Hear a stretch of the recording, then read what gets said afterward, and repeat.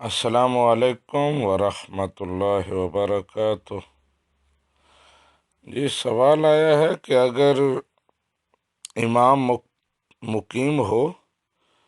اور مقتدی مسافر ہو اور مسافر مقتدی امام کے پیچھے صرف 2 رکعتیں پائے، یعنی 2 رکعتیں اس کی مس ہو جائیں، تو کیا اب وہ 2 رکعت کے بعد سلام پھیر دے یا کھڑے ہو کر دوسری 2 رکعتیں جو رہ گئی تھیں وہ بھی پڑھے؟ تو اس سلسلے میں گزارش یہ ہے کہ مسافر اگر مقتدی امام کے پیچھے نماز پڑھے تو وہ 4 رکعتیں ہی پڑھے گا، چاہے اسے فل نماز امام کے ساتھ مل جائے یا 2 رکعتیں ملیں، 1 رکعت ملے، 3 رکعتیں ملیں، تو بہرحال وہ 4 مکمل کرے گا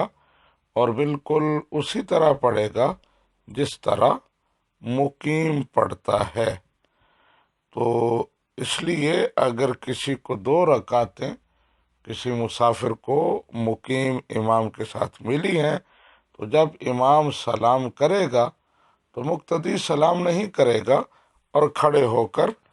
راہ جانے والی 2 رکعتیں مکمل کرے گا۔ ھذا ما عندی واللہ ورسولہ اعلم بالصواب۔